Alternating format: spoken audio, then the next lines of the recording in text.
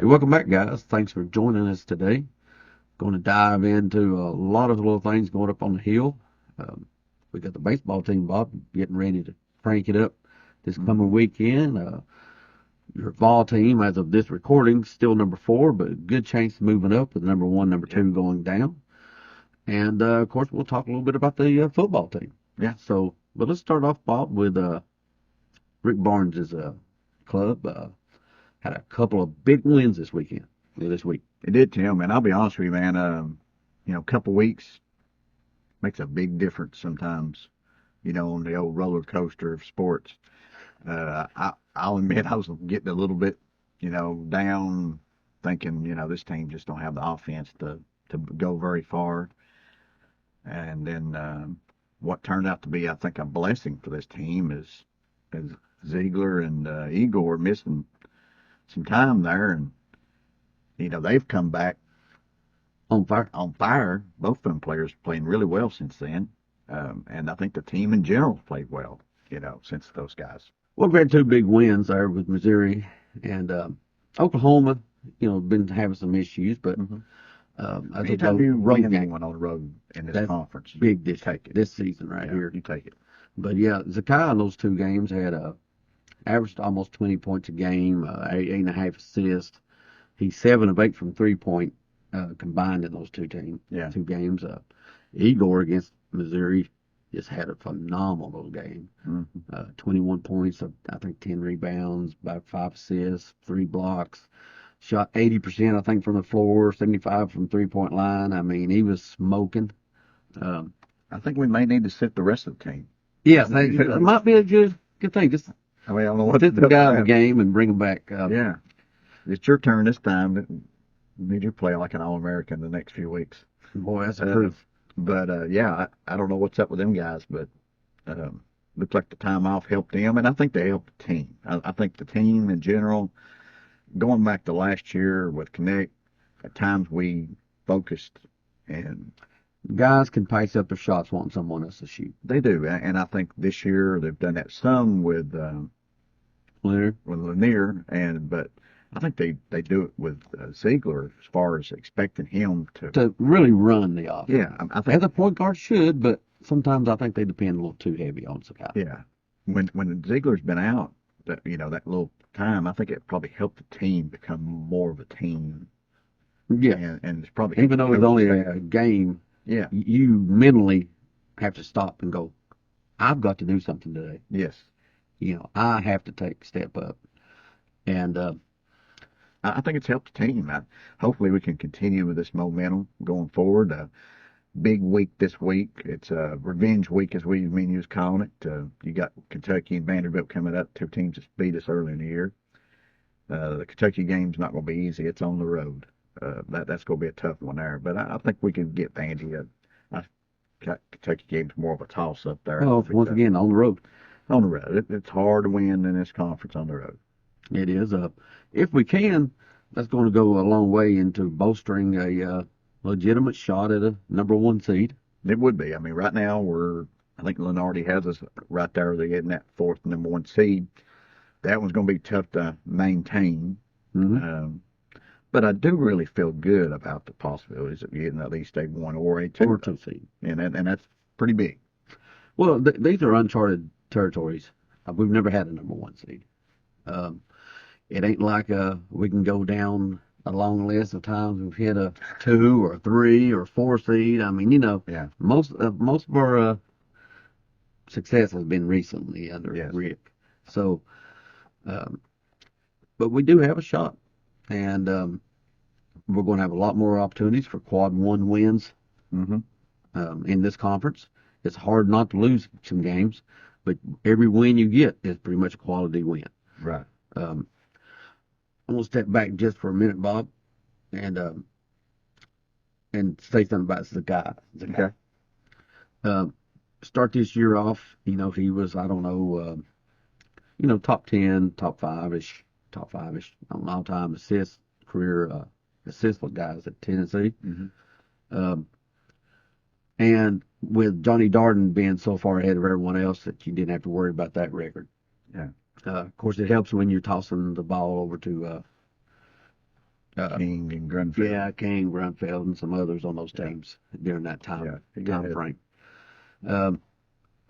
But and I would have bet $1,000 a Kai could not get close to Darden. Bobby's getting close to Darden.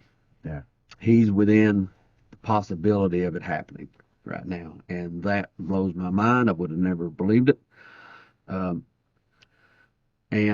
course, now if he comes back next year, if they change that rule where he have 5 years to play 5 years, then he will get the record. Yeah, but it'll be a huge asterisk. I don't consider any career records at this point moving forward when they go to 5 years. Might as well be new career. Yeah, I agree. Yeah. But yeah, he's within I want to say 60 or 70 assists now. Johnny Darden. I didn't think he'd get within 100. But depending on how far we go into tournaments, Ziegler might actually grab that. Yeah. Darden's, I think, number 3 right now, all-time career in the conference. And if he can get Darden, he can actually probably get the guy in number 2 spot. They're close. So. Yeah. I love Sakai. He's a guy you really root for. I mean, well, he plays with his heart. Yeah. Out there. Yeah. Has since he stepped on campus. Yeah. And any guy that's maybe it's because I'm short, but these short guys are dear to my heart and high. Going from there, Bob, let's get off that and let's talk about a team that has had some number 1 success. Our defending national championship baseball team cranking up against Hofstra this week. That's right, Tim. Coming Friday, they play a 3-game series against Hofstra. Tony V's got his team, looking good. We'll see what they do, Tim. I mean, there's still a lot of experimentation going on with that team right now, and the pitching and the lineup. I mean, there's probably, I don't know, there's probably 15, 16, 17 guys still probably vying for starting spots. We got 6 guys who made some type of preseason All-American team. So our core is very good. The core is good. We just got to fill in around them. Right, and 3 of them transfers. I mean, that Tony's done really well with the transfers so far. But yeah, there's still a lot of when you start looking at the daily updates as far as the practice and stuff. There's still a lot of experimentation. There's some spots still open, especially at first base, and I think left field's wide open, and there's still probably another infield spot or 2 that's still up for grabs there. A lot of maneuvering from people moving around, experimenting some too. Well, the lineup we see Friday night is not what I expected to be in a month. Yeah, especially with the DH spot. I mean, there's so many, so many people fighting for jobs that it's going to be interesting to see who gets what, and especially with the pitching too. I mean, one thing that I really wonder about too, you got a pretty good player in Snead, but you also got Russell to come in at some point during the year. Yeah, when he comes back from injury, hopefully not too deep into the season. But he should give us a big spark. Hopefully we're right around that top 5, 6 teams in the country when he comes back or higher. And if we are, then I think we got a real good shot at winning another title. I mean, when he comes back, when you probably add a guy in that's probably your number 1 pitcher. But we'll see how this team does. There's a little bit of concern there because you've got teams that win the national championship, like Ole Miss, Mississippi State went from winning it all to almost like 500 teams the next year. Some of these teams. Well, there's so much turnover in baseball. There is a lot. And we had some of our own stuff. I mean, it's going to be hard to replace so many of our guys. I mean, I was going to say Simo more than anybody, but I mean, there's so many good players that we've had. Yeah, I mean, you get so many guys that's when it's been on your roster that's been so great, but lots of turnover for every team though. That's just part of baseball. We've been the most consistent team in the country over the last 5 years, and with Tony V at the helm, I suspect it'll continue. Well, I agree.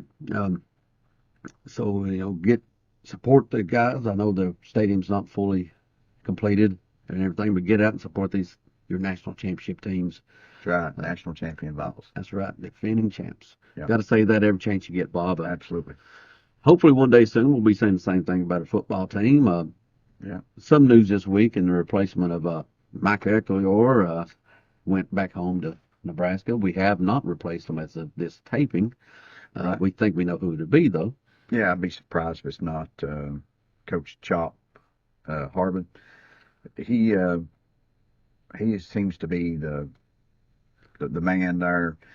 You know, we've done some hiring in staff before from analysts before, and there's been a little bit of question about whether or not that was the right hire or not. But I feel like this is a home run hire. This guy's worked with Rodney Garner for a while, and you know, he may be our best recruiter right now.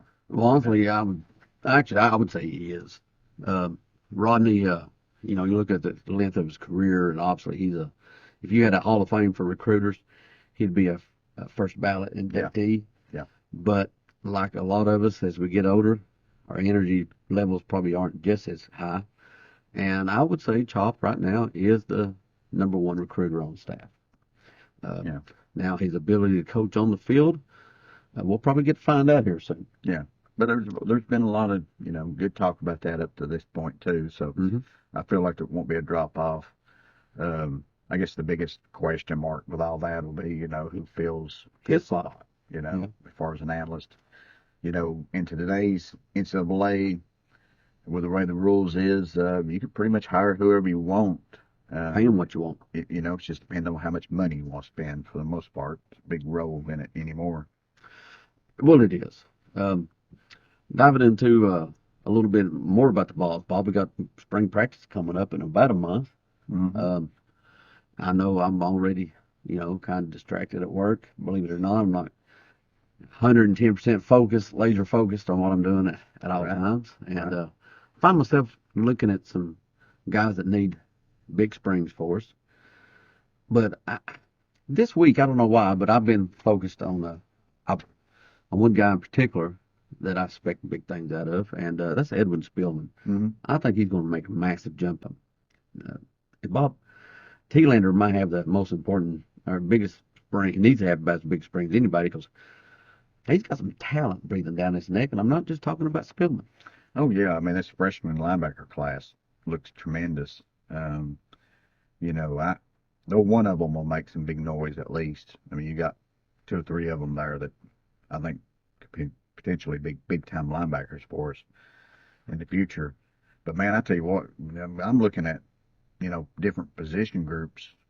Nothing negative as far as the team's concerned, but I see a lot of question marks and a lot of guys who potentially can make moves and need to solidify spots on this roster, maybe higher number than normal. But when you start looking at positions, you're like, well, offensive line, there's several guys there that's fighting for spots. Oh, yes. Wide receiver, obviously. Running back. You could even say tight end with somebody like an Ethan Davis and such, and some of these incoming guys. Wide receiver, I mean, that's pretty much on offense. Everyone not named Nico. Yeah, and actually he needs to make a big step his own self. He don't have to worry about what's behind him.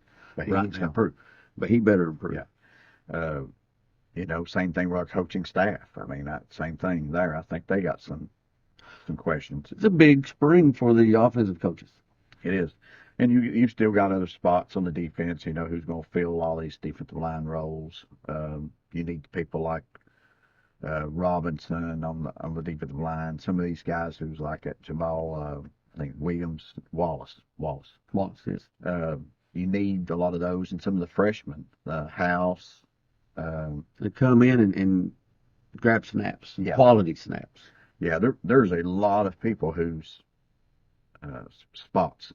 So it's going to be a very interesting spring.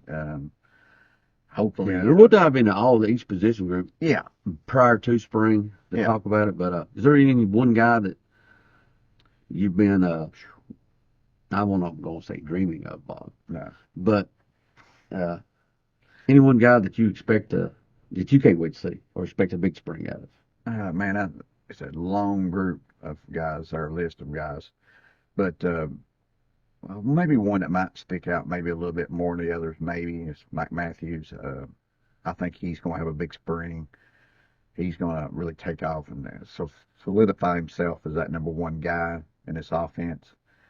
We really need some people to step up there. We really need to hear some buzz from that wide receiver group, from somebody, from him or Staley. Well, we had a lot of buzz last year from him in spring practice. I think this year is going to go from buzz to a pretty constant thing. Yeah, I think a big daily thing. Big jump coming from him. Yeah, I do think. So, guys, we appreciate you joining us today. If you haven't already subscribed, please do so. Hit that like button, please, and share it with some friends. It's a lot of good times going over on the hill right now, Bob. That's right. So let's all enjoy it and just say, go Big Orange. And go Vols. Go Vols.